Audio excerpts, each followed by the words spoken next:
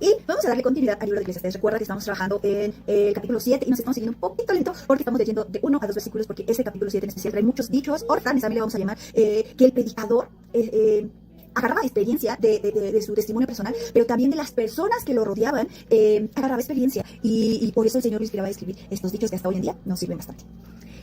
Y el día de hoy vamos a ver Eclesiastés 7, versículo 5 y 6. En este proverbio, o en este dicho, o en este refrán, vamos a darnos cuenta que te da el dicho, y en el 6, en el 5 te da el dicho, pero en el 6 te dice por qué razón, ¿sale? Fíjate lo que dice. Primero vamos a escudriñar el capítulo 5, ¿sale? El versículo 5, perdóname. Y luego el versículo 6, fíjate lo que dice. Mejor es oír la reprensión del sabio que la canción de los necios. Y para entender un poquito mejor a este dicho, fíjate lo que dice esta versión.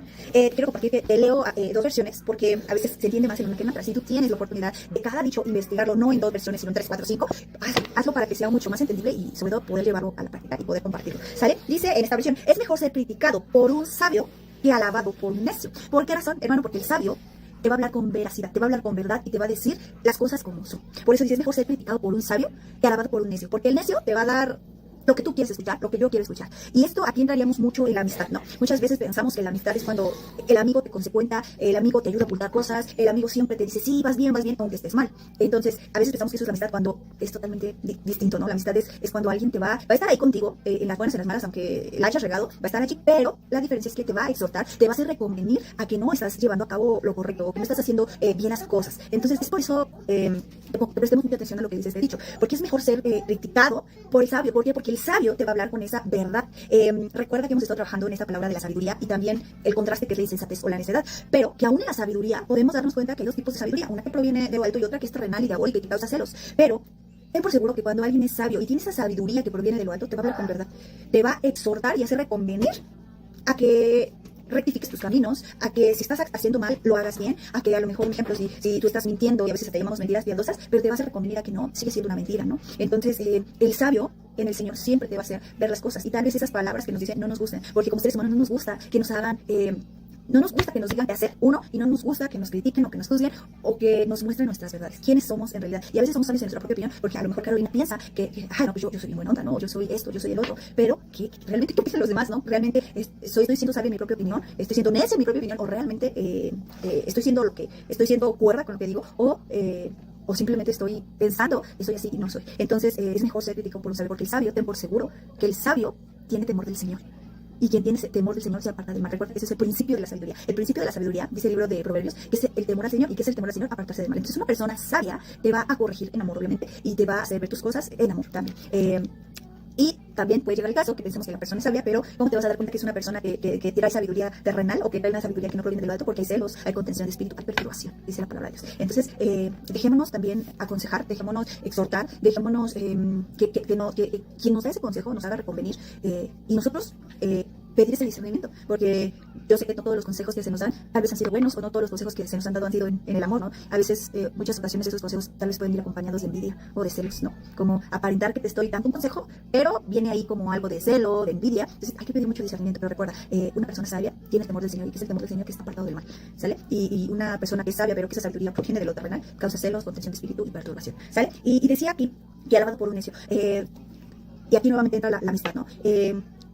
A lo mejor y pensamos que son nuestros amigos aquellos que siempre nos están solapando las maldades o ocultando también lo que hacemos mal, y no, eso no es la amistad. Y por eso aquí, que ser alabado por un necio es mejor que seamos criticados por un sabio o por aquel amigo que realmente es tu amigo y que te va a hacer ver las cosas que están mal, a que todo el tiempo seas alabado, y seas alabado por alguien que realmente es necio, ¿sale? Que realmente está también haciendo las cosas mal y que no edifica para nada en tu vida. Entonces, y con esto quiero entrar también en que muchas veces podemos aún uno ser alabado por lo bien que se porta, por lo bien que le salen las cosas, por lo bien que a lo mejor administras las cosas, el tiempo, no lo sé, pero recuerda que toda la honra, la gloria y la alabanza se la merece solo Dios, ¿sale? Nosotros solo somos instrumentos, y nosotros no tendríamos por qué estar robándonos la gloria del Señor. Él es el que se la merece, y aunque tú hagas las cosas muy bien y seas un buen administrador y compartas muy bien las buenas nuevas, o tengas dones de sanidad, de liberación, o tú seas muy bueno en la escuela o donde estemos, recuerda que toda la honra y la gloria es para Él, porque todo proviene de Él.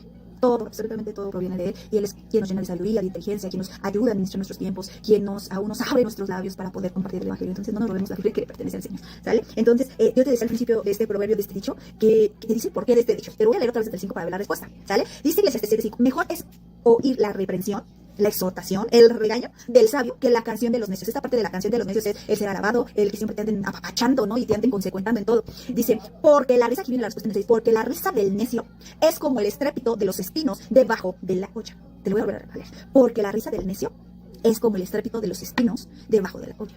Y también esto es vanidad. Vamos a ver qué dice esta versión. Dice, es mejor ser criticado por un necio que alabado por un... Perdón, es mejor ser criticado por un sabio que alabado por un necio. La risa del necio se apaga enseguida. Como los espinos que crepitan en el fuego, eso tampoco tiene sentido. ¿Sale? Decía, la risa del necio se apaga enseguida. Como los espinos que crepitan en el fuego, eso tampoco tiene sentido. ¿A qué se refiere este estrépito? Aquí lo vamos a llamar, bueno, más bien lo vamos a cambiar aquí un poquito. Dice, porque la risa del necio es como el estrépito. Esta palabra estrépito es el ruido de los espinos debajo de la olla. Al principio es muy, muy, muy fuerte y muy constante. Es muy fuerte y constante solo al principio, pero después ya no se escucha. ¿Qué te está diciendo esto? Que la risa o la carcajada del necio puede ser muy fuerte, pero solo por un momento. Pero rápido, se apaga, se va, se quita.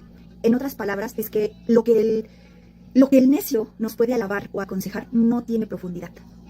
No tiene fruto, no tiene continuidad, porque tarde que temprano nos damos cuenta que estamos mal.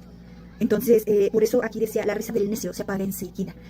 A lo mejor, yo no sé si te pasó en la época donde eras más joven y tus amigos te consecuentaban muchas cosas. Y ahora que ya estamos grandes, o un poquito más grandes, y que ya tenemos tal vez hijos, o que ya formamos una vida, una familia, nos damos cuenta que hicimos muchas cosas que no tenían sentido. Entonces la risa del necio se apaga enseguida, como los espinos que crepitan en el fuego. Eso tampoco tiene sentido. En esta versión decía, eso es vanidad. Esto también es vanidad. Recuerda que la palabra vanidad es como la neblina, algo que se esfuma, algo que no puedes disfrutar, porque aunque en un momento se siente el gozo, o en un momento se siente como la diversión, o en un momento disfrutas, pero no dura para siempre, se va enseguida. Entonces aquí realmente te da la respuesta, que es mejor que escuchemos el consejo, la reprensión, la exhortación de un sabio que de un necio, porque el necio solo te va a alabar. Realmente examina si realmente tus amigos son tus amigos. Porque si te están consecuentando en hacer las cosas mal o apoyando cuando estamos actuando mal, entonces no son tus amigos. Solo son necios alabándote.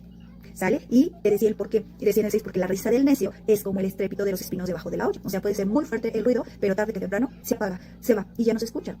Entonces, por un momento puede estarte aconsejando, pero ese consejo que te dio, o esa, decía, alabado, o eso que te está consecuentando, no va a traer fruto. Al contrario, va a traer consecuencias que te perjudiquen, o va a traer situaciones que no sean muy agradables a tu vida, porque recuerda que toda cosa tiene una consecuencia, toda acción tiene una acción. Y obviamente, si dice la palabra de Dios, si sembramos para la vida eterna, eso cosecharemos. Pero si sembramos corrupción, vamos a obtener corrupción. Entonces, quedémonos con esto. Sigue siendo vanidad. Mejor escuchemos como sabios, pidámosle sabiduría a Dios, aun cuando también se nos pide un consejo. O cuando vamos a dar un consejo. Para dar un consejo que venga de esa sabiduría de lo alto y que no más bien que no lo demos como necios, o porque me conviene, o porque así me lo dice mi carne, o porque me va a beneficiar a mí. ¿Sale? Entonces, seamos verdaderos, veraces, sabios, prudentes y no necios. Porque si no, la vida se nos va a ir, se nos va a esfumar y vamos a llegar a decir esto. Todo es vanidad y aflicción de espíritu. Dios te bendiga.